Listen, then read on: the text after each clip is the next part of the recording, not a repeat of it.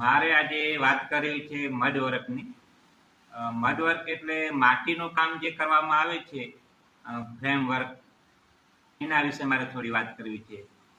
કોઈ જગ્યાએ તેને મિરર વર્ક કહે છે, કોઈ એને લીંપણ આર્ટ કહે છે, અને કચ્છમાં એને મડવર્ક કહે છે. મડવર્ક એટલે માટીનું કામ. આ ટાઈપની ફ્રેમો બનાવવા માટેનું જે કામ કચ્છની અંદર થાય છે એને મડવર્ક કહે છે. તો આ કઈ રીતે બનાવવું અને શરૂઆતમાં આની પ્રોસેસ કેવી રીતે કરવી ને એ મારે તમને બતાવવું છે.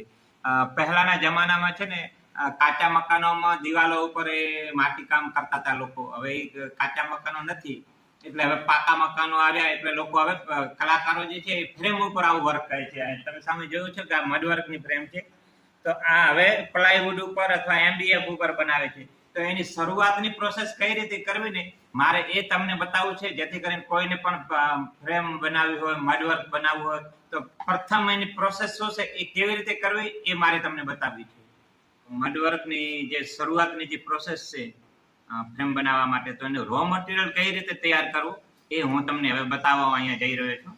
તો આ રીતના જે ન્યૂઝપેપર છે અથવા આ રીતના બોક્સના પૂઠા છે ને, તો એના પહેલા નાના નાના ટુકડા કરી લેવાના. આ નાના નાના ટુકડા થઈ જાય એટલે બાઉલની અંદર આપણે પાણી નાખીને આ રીતે પલાળી નાખવાના.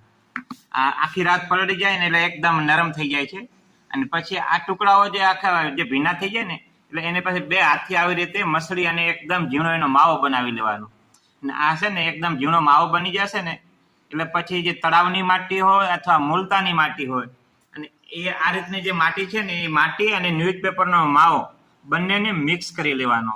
મિક્સ કરી અને બરાબર ને આપણે જે રોટલીનો જે લોટ બાંધીએ છીએ ને એ રીતે ન્યૂઝપેપરનો માવો અને તળાવની માટીને બેનો લોટ બાંધી લેવાનો બરાબર.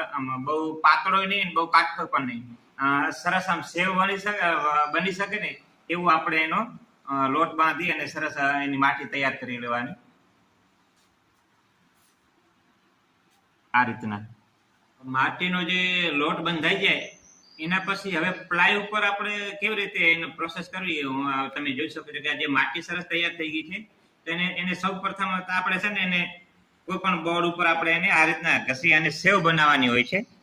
અને બધી જે સેવથી જ આપણે એનું માટી કામ જે છે એ કરવાનું છે. અને આપણે પ્લાય બોર્ડ હોય, એમડીએફ હોય કે હાર્ડ બોર્ડ હોય એના ઉપર લગાડવાનું છે. આ રીતે સેવ બનાવવાની છે. પહેલી તમે જોઈ શકો છો એકદમ મીડિયમ સાઈઝની, બહુ જાડી નહીં, બહુ પાતળી નહીં, આપણને જેટલી જોઈએ એટલી સાઈઝની સેવ બનાવવાની છે.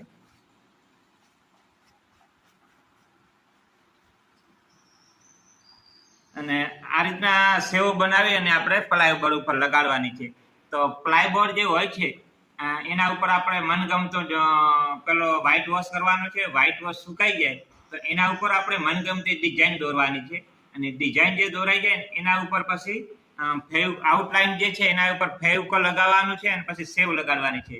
તો એમાં ફૂલ, પાંદડી જે બનાવવાનું હોય આપણને બોર્ડર, તો અહીંયા આ રીતના જો મેં આકાર બનાવી રાખ્યા છે. તો આ રીતના સેવો પણ બનાવીને તમે લગાવી શકો છો. બોર્ડરની બાજુમાં આવા ગોળ ગોળ રાઉન્ડ કરીને આપણે ગોળ ગોળ લગાવી શકો છો. ફૂલ કે પત્તી બનાવવાની હોય તો આવી રીતે એને પાંદડીઓ પણ બનાવી શકો છો. ચોરસ શેપમાં પણ તમે એને ડિઝાઇન કે આ રીતે કોઈ પણ આપણે ફૂલ બનાવવાનું હોય તો આવી રીતે આપણે લગાડી શકીએ છીએ ચારે બાજુ આવી રીતના. તો પ્લાય ઉપર જો અહીંયા તમે જોઈ શકો છો કે મેં મોરનો એક ડ્રો કરેલો છે સરસ મજાનો, આપ જોઈ શકો છો. પ્લાય ઉપર પેલો વ્હાઈટ વોશ કર્યો, સુકાઈ ગયા પછી મેં મોરની ડિઝાઇન કરી છે. અને એના ઉપર હું હવે એક સેવ લગાડીને તમને બતાવું તો તમે જોશો. મેં અહીંયા મોર ડ્રો કરી રાખ્યો છે અને એના હવે મોરને ઉપરના ભાગથી હું સેવ લગાડવાની ચાલુ કરું છું. તો આપ જોજો કે આ રીતના ફેવિકોલ લગાડવાનું છે. પેલું આઉટલાઈન ઉપર ફેવિકોલ લગાડી અને પછી સેવ લગાડવાની છે. એ આ રીતના જરૂર પડે તો બે આંગળી અને અંગૂઠાની મદદથી થોડું પણ દબાવવાનું, જેથી કરીને ઉખડી ન જાય.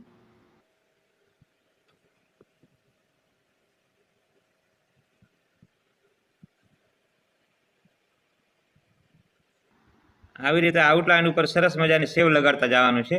આ બધી આઉટલાઈન ઉપર સેવ લગાડવાની છે, આપ જોઈ શકો છો. અને આ રીતે આખામાં આઉટલાઈન લાગી ગયા પછી, માટી લાગી ગયા પછી એના ઉપર પાછો આખો ફરીથી વ્હાઈટ વોશ કરવાનો છે. અને વ્હાઈટ વોશ કરશો ને એટલે આ ટાઈપના તમારી ફ્રેમ પાછી દેખાશે. એ અહીંયા આખું બની ગયેલું તમે ફ્રેમ જોઈ શકો છો. આખી માટીની સેવ લાગી ગઈ, એના ઉપર વ્હાઈટ વોશ થઈ ગયો અને હવે આખો આ રીતના એનો દેખાવ લાગશે. અને હવે આના ઉપર પછી હું છે ને હવે રંગબેરંગી કલર ભરીશ અને આખા કલર ભરાશે. એનો હું નેક્સ્ટ વિડીયો તમારી પાસે શેર કરીશ. તો આ વિડીયા પછી પણ બીજો વિડીયો તમે જોજો કે આમાં કલરફુલ હું કલર ભરવાનો છું. એ આખો વિડીયો પાછો અલગથી શેર કરીશ, એ તમે જોજો. અને મારી ચેનલને સબસ્ક્રાઇબ કરજો, શેર કરજો અને લાઈક કરજો.